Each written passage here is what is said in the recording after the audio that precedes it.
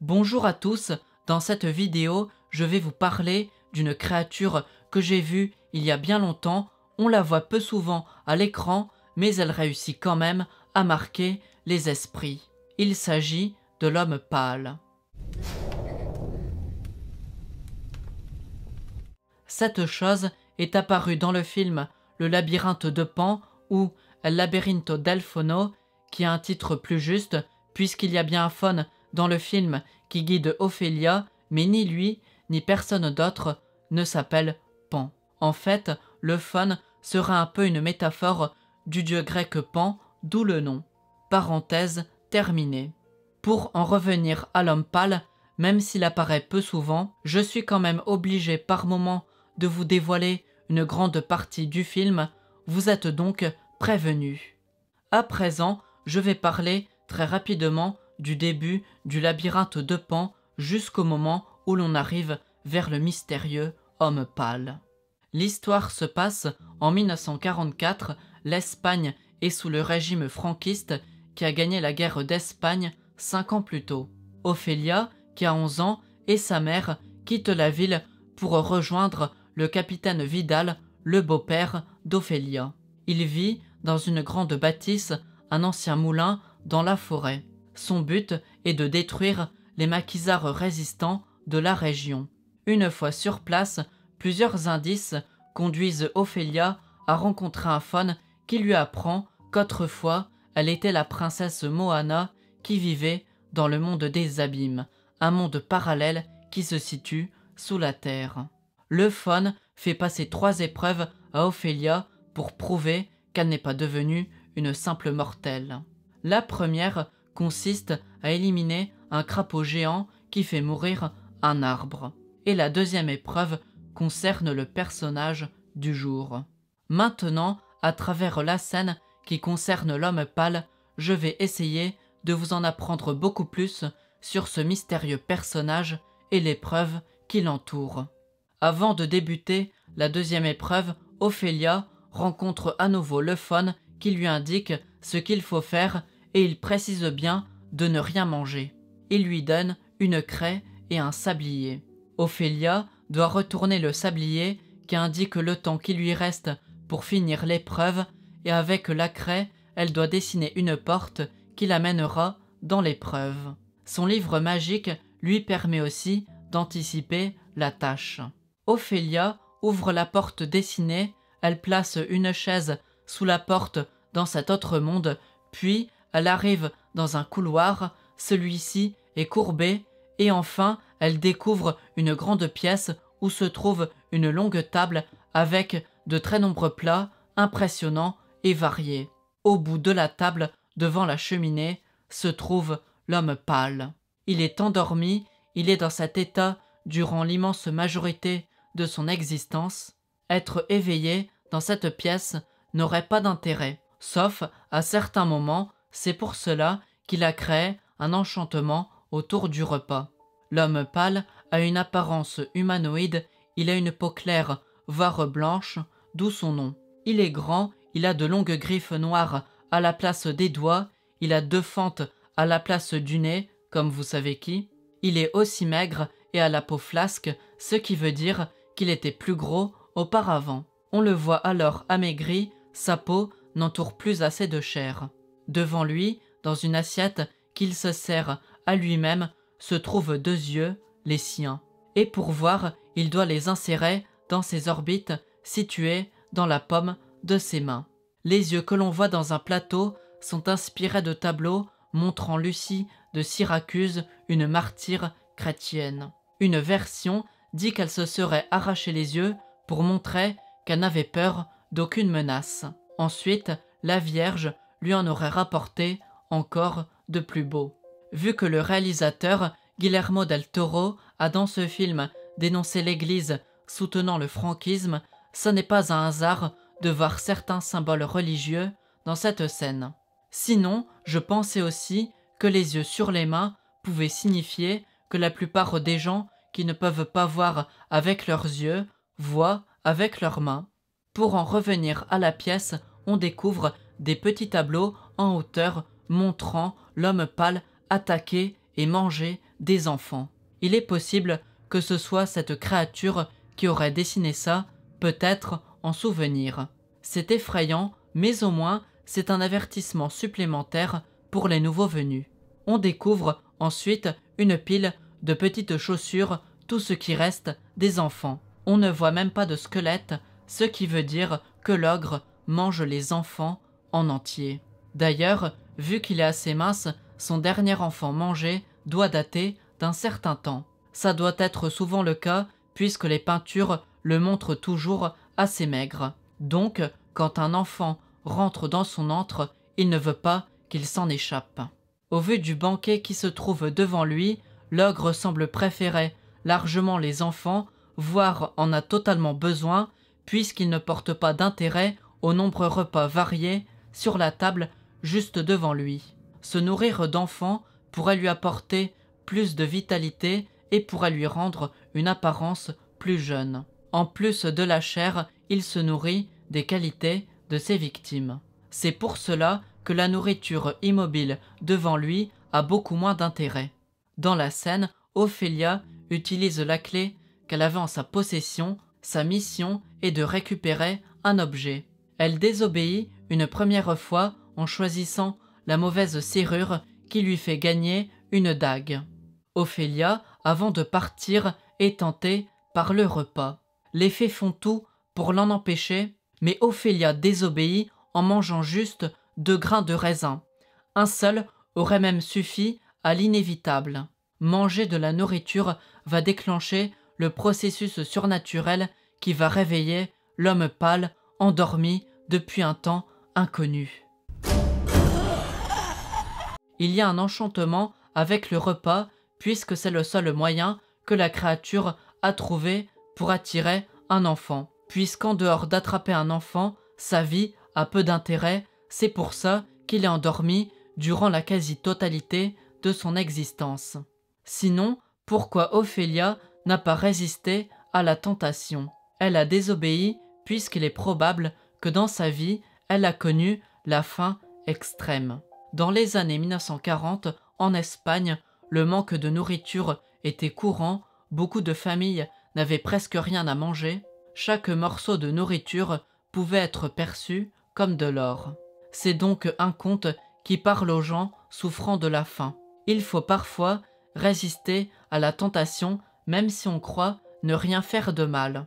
Je vous rappelle aussi qu'Ophélia a tout simplement été privée de dîner peu de temps avant cette scène. Tout ce cheminement fait qu'elle a désobéi. Après, il faut reconnaître aussi qu'elle a été avertie plus d'une fois, ce qui montre qu'elle n'est pas très disciplinée. Pour poursuivre la scène, l'homme pâle commence alors à insérer ses globes oculaires dans ses mains. Il les met devant son visage pour mieux apercevoir la pièce.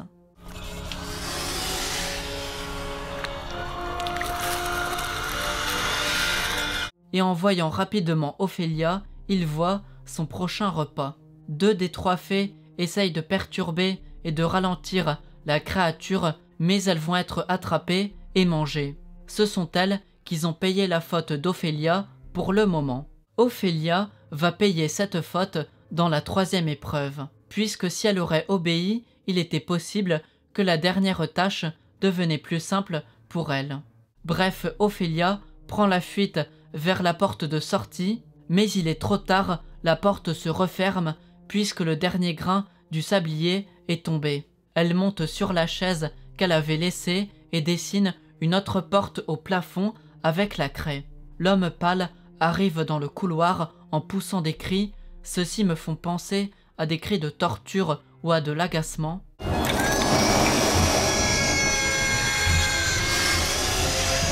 Ophélia parvient à s'enfuir et à revenir dans sa chambre avec une des 3 fées.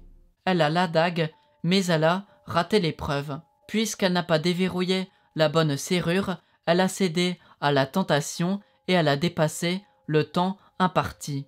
Pendant ce temps, l'ogre déçu a dû repartir vers sa chaise pour s'asseoir et se rendormir pendant un temps inconnu, jusqu'à ce qu'un enfant morde à l'hameçon. Voilà, la seconde épreuve est terminée. Maintenant, je vais essayer d'éclaircir certaines choses, ou plus rarement, je vais mettre en avant certaines questions sans réponse autour de l'étrange homme pâle. Déjà, comment les enfants pénètrent dans son petit monde. Comme en témoigne la pile de chaussures, de nombreux enfants ont été attaqués et tués par l'ogre. Mais l'univers de l'homme pâle est composé d'un couloir et d'une grande pièce principale. Il n'y a pas de porte d'entrée et de sortie visible. Ophélia est entrée puisqu'elle était une ancienne princesse et elle doit passer les 3 épreuves. Mais c'est le destin d'aucun autre enfant de faire ça. Du moins je crois, puisqu'il est possible que d'autres personnes ayant fui le monde des abîmes, comme elle, se soient fait tuer par l'ogre en voulant y revenir. Ou bien il se peut que par hasard, des enfants entièrement humains, se trouvant près des portails du monde souterrain, auraient dessiné une porte pour s'amuser, puis auraient pu accéder à l'antre de l'homme pâle. Mais sans le fun et les fées pour être guidés, il y a peu de chances de s'en sortir. Mais il y a aussi quelque chose qui ne va pas, c'est que seuls ceux qui appartiennent au monde des abîmes peuvent y pénétrer. Donc une personne totalement humaine ne peut pas y accéder. Après, il se peut qu'il y ait un autre enchantement qui brise cette logique. Honnêtement, je ne sais pas laquelle des 2 hypothèses est la plus valable. L'homme pâle, de par sa position et de l'endroit où il se trouve, représente d'une manière fantastique le capitaine Vidal. Quelques heures avant qu'Ophélia fasse la 2e épreuve, il y a une scène de dîner où le capitaine se trouve assis devant une table au même endroit que l'homme pâle, sans compter que la disposition de la table et de la pièce sont presque identiques. On voit par exemple une cheminée derrière eux. Cette créature représente le capitaine puisque tous deux inspirent la crainte, la peur. D'ailleurs, à la fin du film, le capitaine Vidal tue Ophélia. C'était aussi le but de l'homme pâle. Dans un sens plus large, les enfants, dans les contes, se font manger par le ou les ogres, et dans le monde des humains, les enfants sont victimes de la dictature et peuvent être détruits, mangés par ça. Mangés au sens figuré, évidemment. Certains enfants mouraient de faim, comme le sous-entend la 2e épreuve.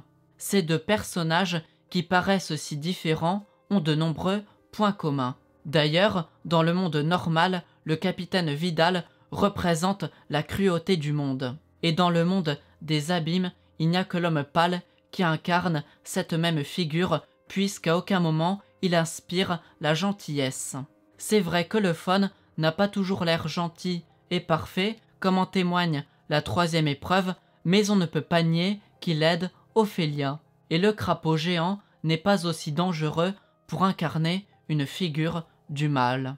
Les tableaux qui le dépeignent et aussi l'attitude qu'il a une fois éveillé montrent que l'homme pâle ne ressent pas d'émotion. Il mange juste ce qu'il a besoin pour survivre ou pour être en meilleure forme. Et cela, même si ses victimes implorent la pitié.